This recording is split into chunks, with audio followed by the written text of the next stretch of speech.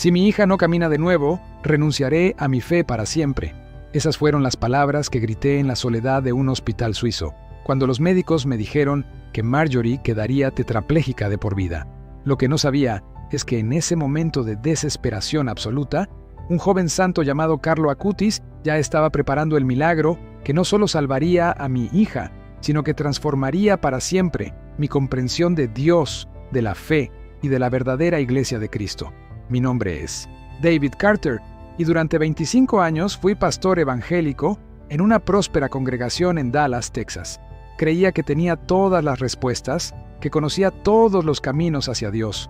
Pero cuando la tragedia golpeó a mi familia, descubrí que había estado viviendo con solo una fracción de la verdad. Hoy, con lágrimas en los ojos y el corazón lleno de gratitud infinita hacia San Carlo Acutis, el santo patrono de la juventud, les voy a contar cómo un adolescente italiano que murió hace más de 20 años no solo salvó la vida de mi hija, sino que me llevó a casa, a la plenitud de la fe católica que había rechazado durante décadas.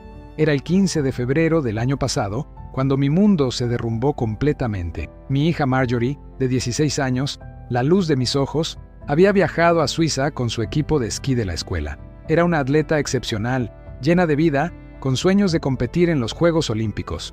Pero en una fracción de segundo, todo cambió para siempre. El teléfono sonó a las 3 de la madrugada. Del otro lado de la línea, una voz temblorosa me informaba que Marjorie había sufrido un accidente terrible en las pistas de Zermatt. Había perdido el control durante un descenso y se había estrellado contra unos árboles a una velocidad que los médicos describían como incompatible con la supervivencia. El impacto había sido tan brutal que los paramédicos tardaron más de 1 hora en estabilizarla lo suficiente para transportarla al hospital. Mi esposa Sara y yo tomamos el primer vuelo a Ginebra. Durante esas interminables horas de viaje, oré como nunca había orado en mi vida. Recité todos los versículos que conocía, supliqué a Dios con cada fibra de mi ser, pero algo dentro de mí se sentía vacío, como si mis palabras se perdieran en el aire sin llegar a ninguna parte. Cuando llegamos al hospital, la imagen que encontramos nos devastó por completo. Mi pequeña Marjorie estaba conectada a múltiples máquinas, su cabeza vendada, tubos entrando y saliendo de mi nodis, su frágil cuerpo. Los médicos nos explicaron con crueldad clínica que había sufrido una fractura completa de las vértebras C4 y C5.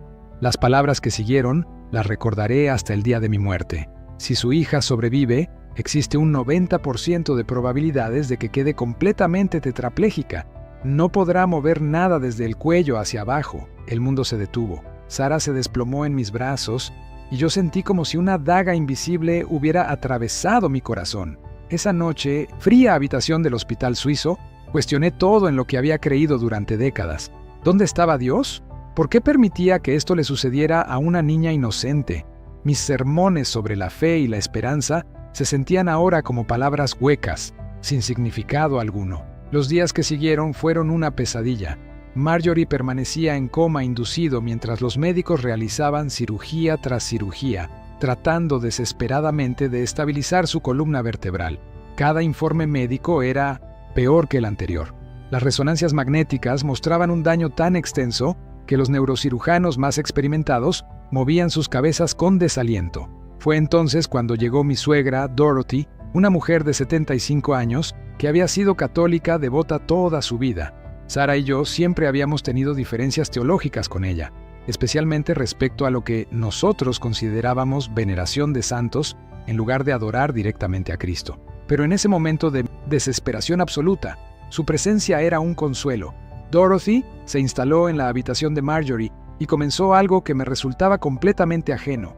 Rezaba el rosario. Día y noche, sus dedos se movían entre las cuentas mientras murmuraba oraciones a la Virgen María. Al principio, debo admitir que me molestaba. En mi tradición protestante, esto me parecía idolatría, una distracción de la verdadera fe en Cristo. Pero Dorothy tenía una paz, una serenidad que yo había perdido completamente. Una tarde, después de que los médicos nos dieran noticias particularmente devastadoras sobre el estado de Marjorie, Dorothy se acercó a mí con lágrimas en los ojos. «David», me dijo con voz suave pero firme, «sé que nuestras creencias son diferentes, pero quiero contarte sobre alguien que puede ayudar a nuestra pequeña Marjorie. Quiero hablarte sobre Carlo Acutis». Inicialmente, mi reacción fue de resistencia. Dorothy, sabes que no creo en la intercesión de los santos, le respondí. Solo Cristo es nuestro mediador ante Dios. Pero ella sonrió con una sabiduría que solo dan los años y el sufrimiento vivido. Querido yerno, me dijo, Carlo Acutis no reemplaza a Cristo. Él nos lleva directamente a Él. Era solo un niño cuando murió, más joven que nuestra Marjorie, pero su amor por Jesús en la Eucaristía era tan puro, tan intenso, que la Iglesia lo reconoció como beato. Los milagros que han ocurrido a través de su intercesión han sido documentados, investigados, verificados por médicos y científicos. Durante la siguiente hora, Dorothy me contó la historia más extraordinaria que había escuchado en años. Carlo Acutis había nacido en Londres en 1991, de padres italianos. Desde muy pequeño, mostró una devoción extraordinaria hacia la Eucaristía, diciendo que era su autopista al cielo.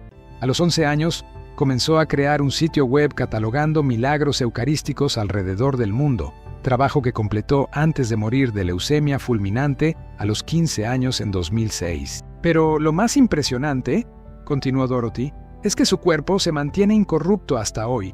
Cuando lo examinaron para su beatificación, los médicos encontraron que su corazón estaba perfectamente conservado, como si hubiera muerto ayer. Y los milagros, David, los milagros documentados a través de su intercesión son innegables. Me habló de Mateus, un niño brasileño que nació con una malformación en el páncreas que le impedía procesar alimentos. Los médicos habían perdido toda esperanza cuando su madre comenzó a orar a Carlo Acutis. Después de tocar una reliquia del beato, Mateus fue completamente sanado. El caso fue investigado exhaustivamente por el Vaticano y reconocido oficialmente como milagro. Dorothy, le dije, luchando contra décadas de formación teológica, entiendo tu fe, pero no puedo simplemente cambiar todo lo que he creído y enseñado durante 25 años. Ella me tomó de las manos con una ternura maternal. No te pido que cambies nada, David. Solo te pido que le abras tu corazón. Carlo era un joven como Marjorie, lleno de vida, con sueños y esperanzas. Si hay alguien en el cielo que puede entender el dolor de una vida joven interrumpida, es él. Si hay alguien que puede interceder por nuestra niña, es este santo de la juventud. Esa noche, después de que Sara se quedó dormida del agotamiento, salí al jardín del hospital. El aire frío de febrero me golpeó la cara mientras luchaba con pensamientos que amenazaban con desgarrar mi alma. ¿Qué tipo de pastor era si no podía encontrar esperanza en mi propia fe? ¿Qué tipo de padre era si no estaba dispuesto a hacer cualquier cosa para salvar a mi hija? Mirando las estrellas suizas, recordé las palabras de Cristo: «Pedid y recibiréis». Durante años había interpretado esto como una oración directa a Dios Padre o a Jesús. Pero, ¿qué tal si existía una comunión de santos, una familia celestial que intercedía por nosotros? ¿Qué tal si mi orgullo teológico estaba impidiendo que mi hija recibiera la ayuda que necesitaba? Al día siguiente, Dorothy trajo una pequeña imagen de Carlo Acutis y una reliquia, un pedazo de tela que había tocado su cuerpo. La imagen mostraba a un joven de sonrisa radiante, con ojos que brillaban de alegría pura. No había nada artificial o religioso en exceso en esa foto. Era simplemente un adolescente normal que irradiaba una paz inexplicable. «Ponla junto a la cama de Marjorie», me sugirió Dorothy. «Y si tu corazón te lo permite, háblale a Carlo. Cuéntale sobre nuestra niña. Pídele que interceda ante Jesús por ella». Esa tarde, cuando estaba solo con Marjorie, tomé la pequeña imagen entre mis manos. Mi hija parecía tan frágil, tan pequeña en esa cama de hospital, rodeada de máquinas que la mantenían viva. Los médicos habían sido claros. Las próximas 48 horas serían decisivas. Si no había signos de mejora neurológica, tendrían que tomar decisiones que ningún padre debería enfrentar jamás. Con la imagen de Carlo Acutis presionada contra mi pecho, cerré los ojos y por primera vez en mi vida hablé a un santo. «Carlo», susurré sintiéndome extraño pero desesperado. «Sé que eras joven como mi Marjorie. Sé que amabas la vida como ella la ama. Si realmente estás con Cristo, si realmente puedes oír mis palabras, te suplico que intercedas por mi hija.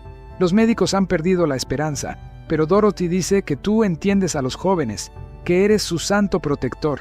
Las lágrimas comenzaron a rodar por mis mejillas mientras continuaba. «No entiendo completamente tu papel en todo esto, pero estoy dispuesto a aprender. Si salvas a mi hija, si le devuelves la posibilidad de caminar, de vivir, de cumplir sus sueños, te prometo que investigaré tu vida. que estudiaré la fe católica con mente abierta. Te prometo que si encuentro la verdad en esa tradición, tendré el valor de seguirla, sin importar el costo personal. Esa noche, algo cambió. No puedo explicarlo científicamente, pero había una presencia en esa habitación, una paz que sobrepasaba todo entendimiento. Sara lo sintió también. ¿Sientes eso?, me preguntó. Es como si no estuviéramos solos. A las 4 de la madrugada del 22 de febrero, exactamente una semana después del accidente, una enfermera entró corriendo a nuestro cuarto. ¡Vengan rápido!, gritó. ¡Su hija está despertando! Corrimos a la habitación de Marjorie para encontrar algo que los médicos después describirían como médicamente inexplicable. Marjorie había abierto los ojos, y aunque débilmente, estaba moviendo los dedos de su mano derecha. El monitor que medía su actividad neurológica, que había estado prácticamente plano durante días, ahora mostraba patrones de ondas cerebrales normales. Dr. Hernández, el neurocirujano jefe, llegó minutos después. Examinó a Marjorie con una expresión de total asombro. «No entiendo lo que estoy viendo», murmuró mientras revisaba las últimas resonancias magnéticas. Según estos estudios de ayer, su hija no debería poder mover absolutamente nada. La inflamación en su médula espinal era tan severa que había cortado completamente todas las conexiones nerviosas. Pidió nuevos estudios inmediatamente. Cuando llegaron los resultados 3 horas después, el equipo médico completo se reunió en la habitación con expresiones de total incredulidad. La inflamación había desaparecido casi por completo. Las vértebras fracturadas mostraban signos de curación que normalmente tomarían meses en desarrollarse.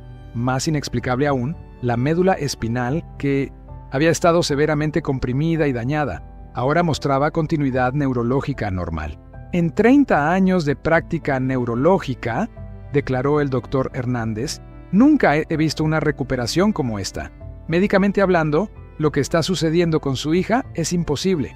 Los tejidos nerviosos simplemente no se regeneran de esta manera, especialmente no en cuestión de horas. Durante los siguientes 5 días, fuimos testigos de lo que solo se puede describir como un milagro progresivo. Marjorie recuperó el movimiento completo de ambos brazos, luego la sensibilidad en su torso, y finalmente, para el asombro absoluto de todo el equipo médico, comenzó a mover las piernas. Los estudios neurológicos mostraban una recuperación que desafiaba todas las leyes conocidas de la medicina. Una semana después de haber despertado, Marjorie se sentó en la cama por primera vez. 2 semanas más tarde, dio sus primeros pasos temblorosos con ayuda de un andador. Un mes después, caminaba normalmente por los pasillos del hospital. Los médicos no tenían explicación alguna. Los estudios mostraban que su columna vertebral se había curado de una manera que, según todos los libros de medicina, era absolutamente imposible. El doctor Hernández, un hombre de ciencia pragmático y escéptico, me llamó aparte antes de nuestro alta médica. «Señor Carter», me dijo, «he documentado minuciosamente todo este caso, he consultado con colegas de todo el mundo, he revisado toda la literatura médica disponible. Lo que le ha sucedido a su hija no tiene precedente en la medicina moderna. Si usted fuera un hombre religioso, yo diría que han sido testigos de un milagro». «Doctor», le respondí, «soy un hombre religioso, y definitivamente hemos sido testigos de un milagro. Durante nuestras últimas noches en Suiza, pasé horas investigando la vida de Carlo Acutis. Dorothy había traído varios libros sobre el joven beato, y yo me sumergí en su historia con una fascinación creciente. Descubrí que Carlo no era solo un adolescente devoto, sino un joven genio de la tecnología que había usado sus habilidades para glorificar a Dios de maneras innovadoras. Su sitio web sobre milagros eucarísticos era una obra maestra de investigación y diseño. Había viajado por todo el mundo, documentando casos donde la hostia consagrada había mostrado propiedades sobrenaturales, sangre real, tejido cardíaco humano, transformaciones que desafiaban toda explicación científica. Pero lo que más me impresionó fue la pureza de su motivación. No buscaba fama o reconocimiento, simplemente quería que el mundo entero conociera el amor de Cristo presente en la Eucaristía. Leí sobre su muerte prematura por leucemia fulminante. A los 15 años, Carlo había enfrentado la enfermedad con una serenidad y una fe que habían impresionado a todos los que lo rodearon. Sus últimas palabras habían sido sobre su deseo de estar siempre cerca del tabernáculo, cerca de Jesús sacramentado. Pero lo más extraordinario es que, incluso en su lecho de muerte, Carlo había profetizado que continuaría ayudando a las personas desde el cielo, especialmente a los jóvenes que sufrieran. Durante sus últimos días, había dicho a su madre: «Moriré feliz porque he vivido mi vida sin desperdiciar ni un minuto en cosas que no agradan a Dios». Esas palabras resonaron profundamente en mi corazón de pastor, porque me hicieron reflexionar sobre cuántos minutos de mi propia vida había desperdiciado en orgullo denominacional y controversias teológicas innecesarias. Pero lo que realmente tocó mi corazón fue descubrir que Carlo había orado específicamente por los jóvenes enfermos y había pedido a Dios que, si tenía que morir joven, pudiera interceder desde el cielo por otros jóvenes que sufrieran enfermedades o tragedias. Era como si hubiera sabido que su misión continuaría después de la muerte, como si Dios le hubiera revelado que su verdadero ministerio comenzaría en la gloria celestial. La madre de Carlo, Antonia Salzano, había escrito que en sus últimos momentos conscientes, su hijo había susurrado: «Estoy muriendo feliz porque pasé mi vida acercando a la gente a Jesús». Estas palabras me hicieron llorar, porque como pastor había pasado décadas tratando de hacer lo mismo. Pero ahora me daba cuenta de que tal vez había estado limitando las maneras en que Jesús quería acercarse a las personas. Cuando finalmente regresamos a Dallas con Marjorie completamente recuperada, me enfrenté a la promesa que le había hecho a Carlo Acutis en mi momento de desesperación absoluta. Había prometido investigar la fe católica con mente abierta y era un hombre de palabra. Comencé visitando la iglesia católica St. Patrick en el centro de Dallas. El padre Miguel Rodríguez, un sacerdote mexicano-americano de unos 50 años, me recibió con una calidez y una sabiduría que me sorprendieron. Cuando le conté la historia de la curación de Marjorie y mi promesa a Carlo Acutis, no mostró triunfalismo ni condescendencia. En cambio, me ofreció estudiar juntos como hermanos en Cristo buscando la verdad. «David», me dijo durante nuestro primer encuentro, «la Iglesia Católica no pretende tener el monopolio de la salvación. Reconocemos que el Espíritu Santo obra en todas las denominaciones cristianas, pero creemos que Cristo estableció una iglesia específica, con una autoridad específica y una plenitud de gracia disponible a través de los sacramentos». Durante los siguientes meses, me sumergí en el estudio más profundo de mi vida. Leí a los padres de la Iglesia, estudié la historia del cristianismo primitivo, analicé los documentos del Concilio Vaticano II. Lo que descubrí me dejó asombrado. La sucesión apostólica, que siempre había descartado como tradición humana, de repente tenía sentido histórico y bíblico. Los escritos de San Ignacio de Antioquía del año 110 Fomin de Sigrio ya hablaban de la autoridad episcopal de una manera que era claramente católica. San Ireneo, San Justino Mártir, San Agustín. Todos estos gigantes de la fe cristiana primitiva enseñaban doctrinas que eran inequívocamente católicas. Pero lo que realmente transformó mi entendimiento fueron los sacramentos. El padre Miguel me explicó que los sacramentos no eran simplemente símbolos o ceremonias humanas, sino canales reales de gracia divina establecidos por Cristo mismo. La Eucaristía no era meramente un memorial, sino la presencia real, sustancial de Cristo. El bautismo no era solo una declaración pública de fe, sino un renacimiento espiritual real. La confesión no era una tradición innecesaria, sino el poder que Cristo había dado a sus apóstoles de perdonar pecados. Estudié los fundamentos bíblicos de cada sacramento y encontré que estaban sólidamente respaldados por las Escrituras, especialmente cuando se leían en el contexto de cómo las había interpretado la Iglesia primitiva. Me di cuenta de que muchas de mis objeciones protestantes estaban basadas en interpretaciones que habían surgido 1500 años después de Cristo, no en las enseñanzas de los primeros cristianos. Pero tal vez el descubrimiento más profundo fue la doctrina de la comunión de los santos. Durante años había creído que los muertos en Cristo simplemente dormían hasta la resurrección final. Pero las Escrituras, especialmente el libro de Apocalipsis, pintaban un cuadro muy diferente. Los santos en el cielo estaban vivos, conscientes y activamente involucrados en orar por la iglesia en la tierra. Piénsalo de mí, esta manera, David, me explicó el padre Miguel. Si tu hermano en Cristo aquí en la tierra puede orar por ti y esas oraciones tienen poder, ¿cuánto más poder tendrán las oraciones de aquellos que ya están perfeccionados en el cielo, que ven a Dios cara a cara?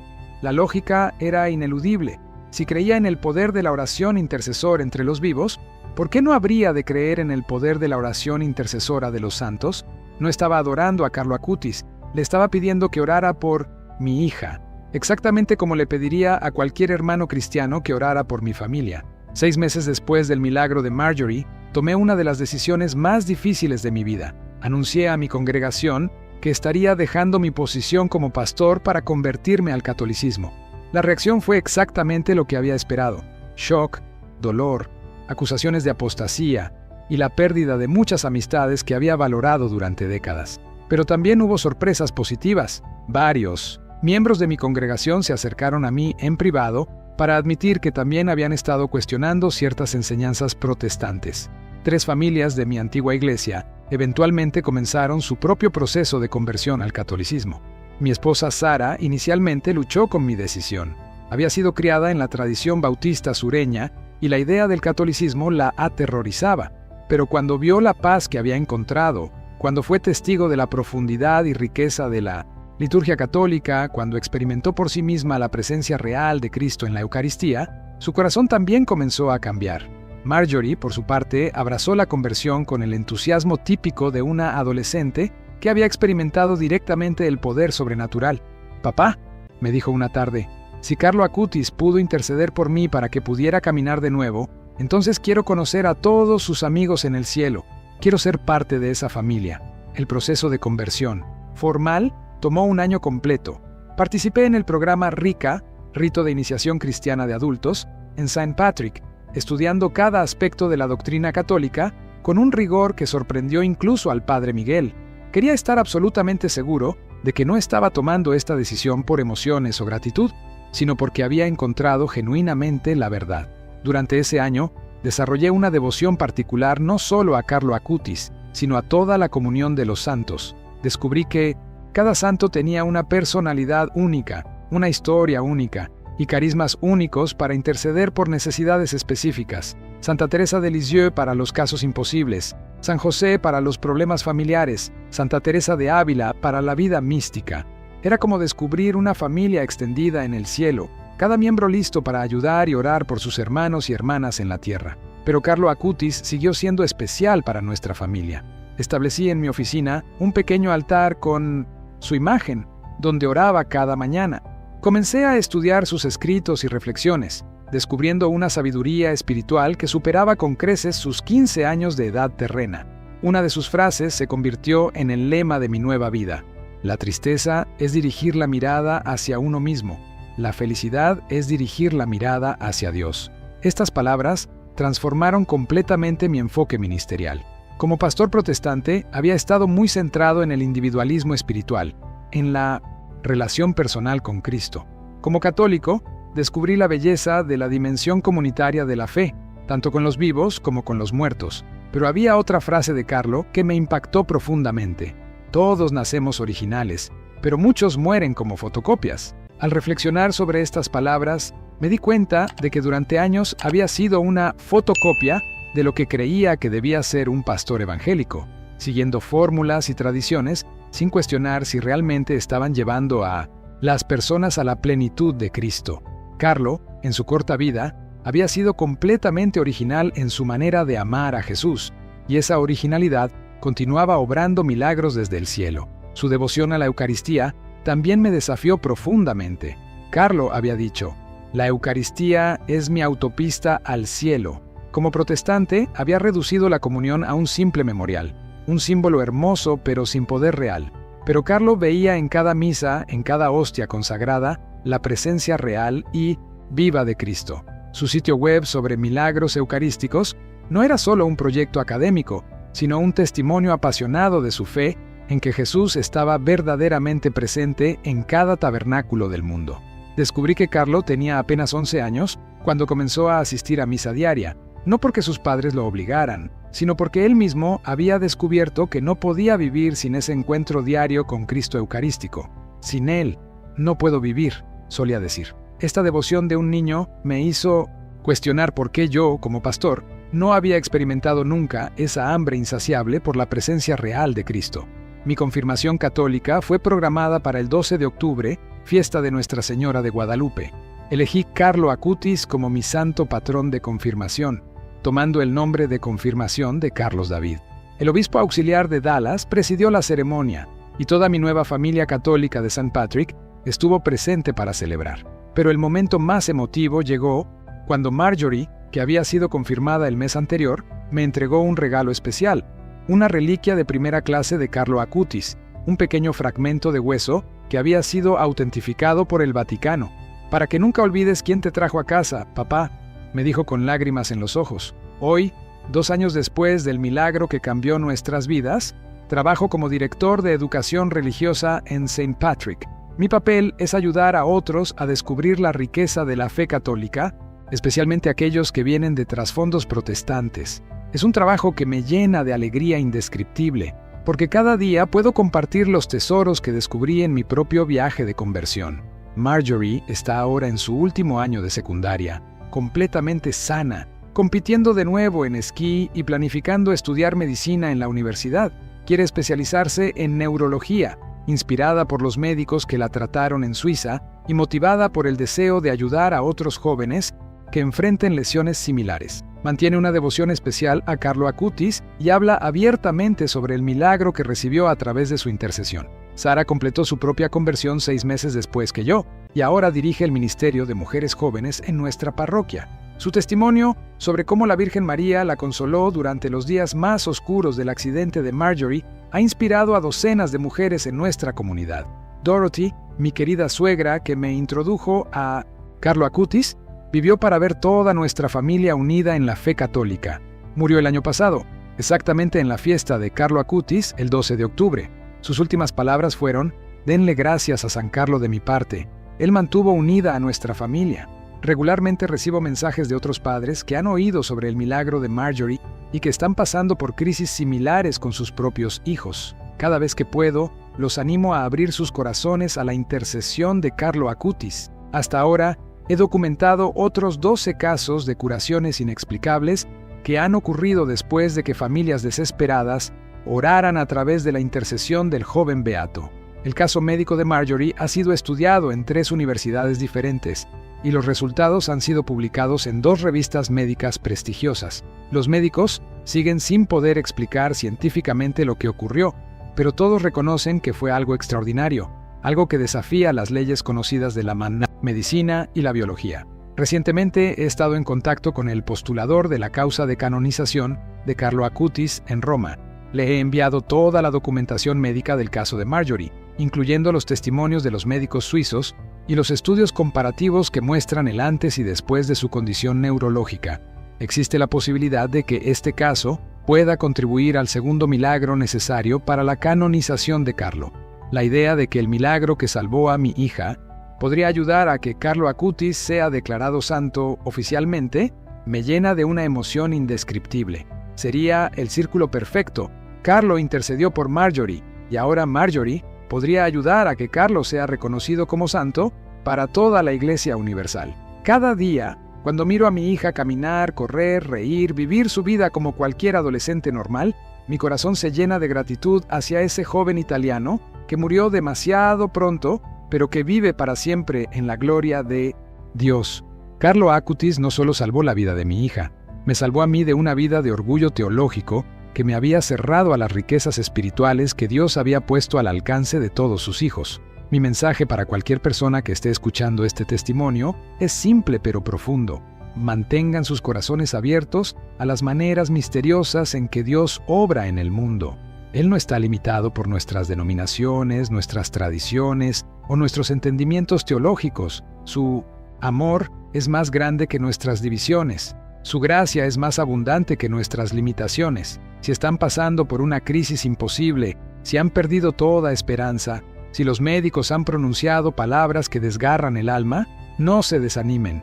Hay una comunión de santos en el cielo que están esperando interceder por ustedes. Hay jóvenes como Carlo Acutis que entienden el sufrimiento, que conocen el dolor y que tienen el poder de llevar nuestras súplicas directamente al trono de la gracia. A mis hermanos protestantes que puedan estar escuchando, no les estoy pidiendo que abandonen su fe en Cristo. Les estoy pidiendo que consideren que tal vez, solo tal vez, Cristo estableció una iglesia con más riquezas espirituales de las que habíamos imaginado.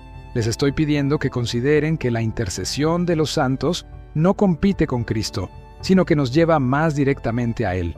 La conversión no es traición, es descubrimiento, no es abandonar la verdad, es encontrar la plenitud de la verdad, no es rechazar a Cristo, es abrazar todo lo que Cristo quiso darnos a través de su iglesia. Y a mis hermanos católicos les pido que nunca den por sentado los tesoros que tienen. La Eucaristía que reciben cada domingo es el mismo Cristo que sanó a los paralíticos y devolvió la vida a los muertos. Los santos que veneran no son figuras históricas distantes, sino hermanos y hermanas vivos que interceden activamente por ustedes. La Iglesia a la que pertenecen no es una institución humana, sino el cuerpo místico de Cristo, establecido por Él mismo para llevar salvación al mundo. Hoy, mientras concluyo este testimonio, mi corazón rebosa de gratitud. Gratitud a Dios Padre por su misericordia infinita. Gratitud a Jesucristo por establecer su iglesia y llenarla de gracia. Gratitud al Espíritu Santo por guiarme hacia la verdad. Gratitud a la Virgen María por su intercesión maternal. Y gratitud especial a San Carlo Acutis, el santo de la juventud, que escuchó el clamor desesperado de un padre y respondió con un milagro que transformó no solo el cuerpo de mi hija, sino el alma de toda mi familia.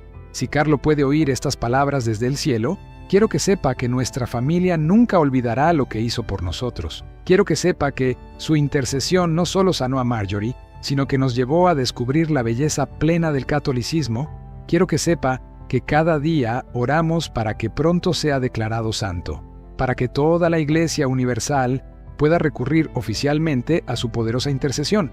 Y si hay alguien escuchando que está pasando por un momento de desesperación similar al que nosotros vivimos, quiero que sepan que no están solos. Hay esperanza donde parece no haberla. Hay intercesión divina disponible para todos los que la busquen con corazón humilde. Carlo Acutis una vez dijo: estar siempre unido a Jesús, este es mi programa de vida. Esas palabras se han convertido también en mi programa de vida. A través de la intercesión de este joven santo, no solo encontré la curación física para mi hija, sino la curación espiritual para mi alma.